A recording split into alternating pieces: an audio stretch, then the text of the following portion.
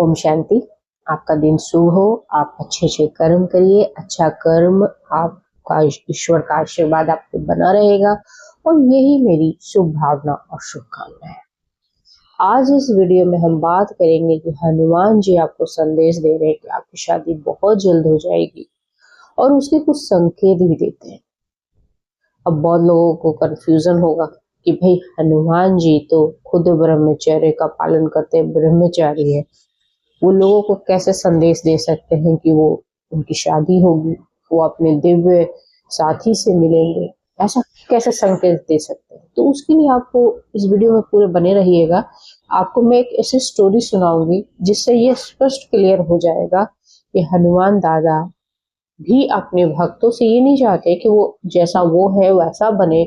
आप अच्छे कर्म करो, अच्छे लोगों से जुड़े रहो और अपनी जो आपको इस जन्म में रिस्पॉन्सिबिलिटीज मिली है, अपना जो आपको भार मिला है, जो जिसको आपको जीवन का जिस करते हुए अपने जीवन के उद्देश्य को पूरा करना है और साथ आत्मा को कुछ सीखना है।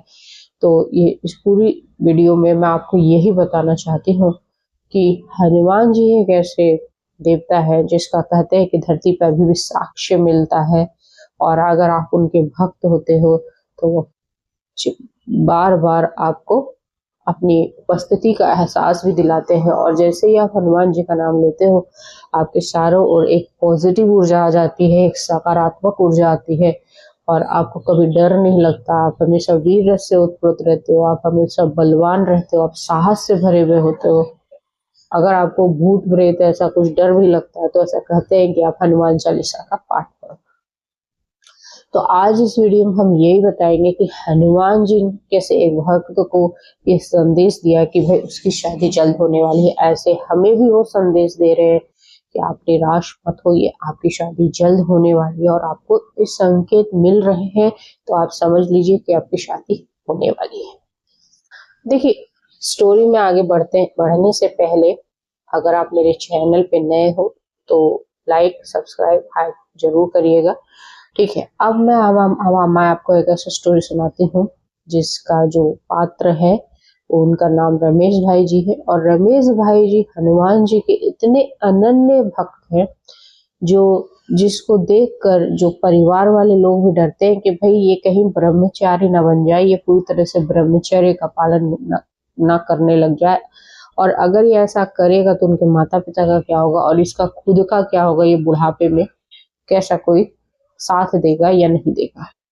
लेकिन देखिए, जब जो इंसान हनुमान जी का अनन्य भक्त है तो हनुमान जी भी अपने भक्तों की रक्षा करते हैं और ये तो हर समय समय पे इसका साक्ष्य भी जो लोग हनुमान जी से किसी भी तरीके से जुड़े होते हैं या किसी भी ईश्वर से जुड़े हुए होते हैं उनको साक्ष्य बार बार संकेतों के रूप में मिलता है। अब बात करते हैं कि रमेश भाई जी जब इतने बड़े भक्त हैं तो क्या वो शादी करना चाहते थे या नहीं, उनकी मर्जी क्या थी। वो देखिए सुबह से उठकर हनुमान जी की सेवा करना, उनका मंदिर धोना, उनके वस्त्रों को पहनाना, वो पूरे उनको जो चोला चढ़ाना जिसको कहते हैं वो सारे कार्य करते थे।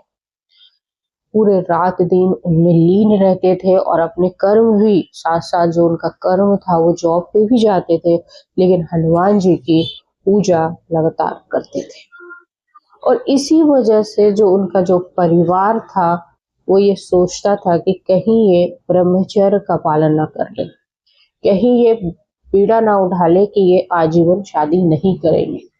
लेकिन जब रमेश भाई जी से पूछा जाता तो वो यही जवाब देते, जब हनुमान जी चाहेंगे उनकी गृहस्थी बस जाएगी। मना नहीं करते थे, वो अपने जिम्मेदारियों से भागते नहीं थे। देखिए, सब कुछ भाग्य में पहले से तय होता है, हमारा प्रारब्ध तय होता है। प्रारब्ध में हमारी शादी होनी है नहीं होनी वो भी तय होता है। जब हमें एक घर मिलता है तो हमारे जो माता पिता डिसाइड होते हैं वो हम डिसाइड तो नहीं करते, हमारा भाग्य डिसाइड करता है। वैसे हमारा जीवन साथी भी ईश्वर डिसाइड कर देता है। अब रमेश जी को अपने हनुमान जी पे पूरा भरोसा था। कहीं ना कहीं हम एक इष्ट देवता को मानते हैं, सब लोग मानते हैं। कहीं ना कहीं एक इष्ट को आप अपने भक्ति से उनको प्रसन्न करते हो और चाहते हो कि वो इष्ट आपकी मदद करें। ऐसा ही रमेश भाई जी का था। हम हो सकता है हम सबसे बहुत ज्यादा उनकी भक्ति हो, और वो जिसकी वजह से जो समाज के लोग है ना वो तो कहेंगे, वो तो कहते हैं कि भाई ये ब्रह्मचर्य का पालन ना कर ले, ये ब्रह्मचारी ना बन जाए, फिर इनके बुढ़ापे में ये अकेला रह जाएगा, बीवी बच्चे नहीं होंगे तो कुछ भटका हुआ रहेगा। लेकिन ऐसा नहीं है। जो भक्त है हनुमान जी का, हनुमान जी उसको एक चेतावनी भी देते, संकेत भी देते, और ये हमेशा बताते हैं, बार बार उसको गाइड भी करते हैं। अगर वो ईश्वर से जुड़ा हुआ हो, अपने इष्ट से जुड़ा हुआ हो, तो कहीं ना कहीं उसको गाइडेंस मिलती है। जैसे रमेश भाई को हमेशा गाइडेंस मिलती थी, तो उनको कोई चिंता नहीं होती थी। उनको ये लगता था कि नहीं, हनुमान जी हैं और वो उस इन लोगों के बोलने से उनको कोई फर्क नहीं पड़ेगा, और जब उनको हनुमान जी आदेश देंगे तो उसकी शादी भी हो जाएगी। जॉब करते रहे, माता पिता की सेवा करते, ईश्वर की सेवा करते। लेकिन इनको कुछ दिनों से इनको ये एहसास होने लगा था कि जहीं पे भी जाते हैं उनको ऐसा लगता कि लोग उसकी चर्चा कर रहे हैं। ये देखिए, ये पहला संकेत होता है। उसको किसी नाम के प्रति आकर्षण होने लगा था, अंजलि नाम के प्रति उनको आकर्षण होने लगा था। उनको लगता था कि ये नाम उनको बार बार सुनाई दे रहा है और उसके प्रति वो आकर्षित हो रहे हैं। तो ये हनुमान जी का पहला संकेत था कि भाई वो उनको ग्रस्त में बांधना चाहते थे।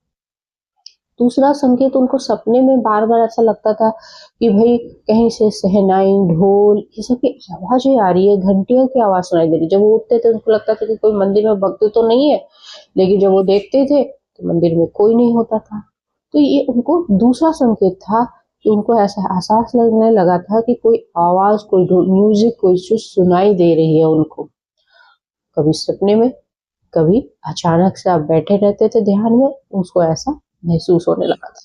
तीसरा संकेत ये था कि जब वो बाहर निकलते घर से तो उनको ऐसा, बहुत स्त्रियां पीले वस्त्र पहने हुए कभी कलश लेके जाते हुए दिख रही होती थी, कभी कभी वो रास्ते में जा रहे होते थे, कोई स्त्री उनकी माता के समान होती थी और वो पीले वस्त्र पहन कर उनसे कुछ मांगने के लिए आती थी।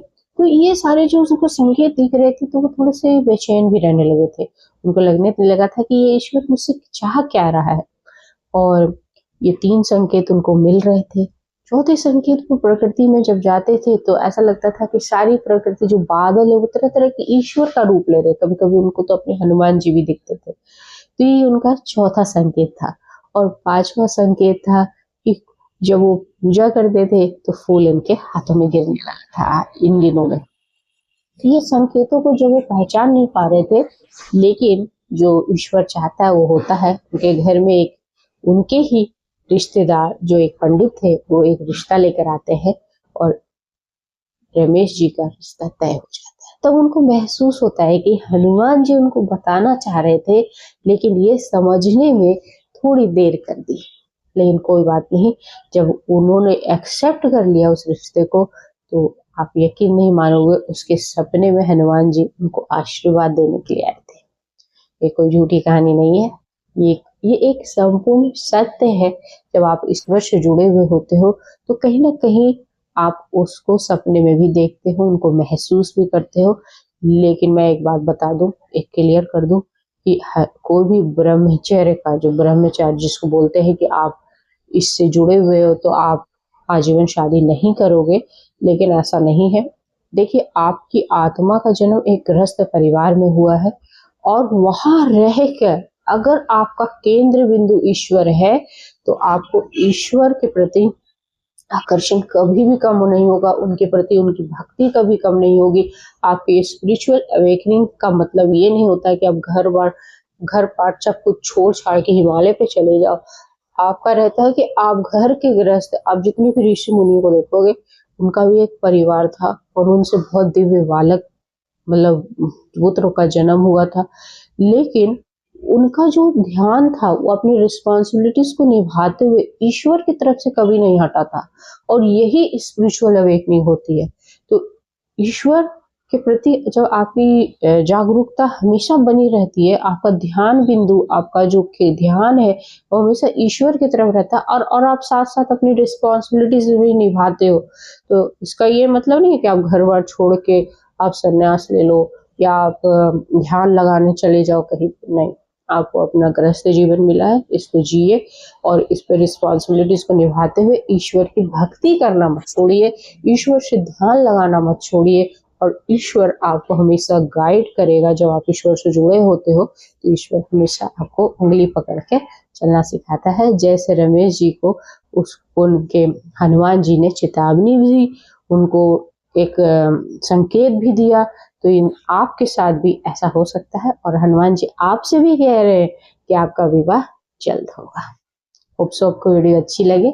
जय हिंद, जय भारत।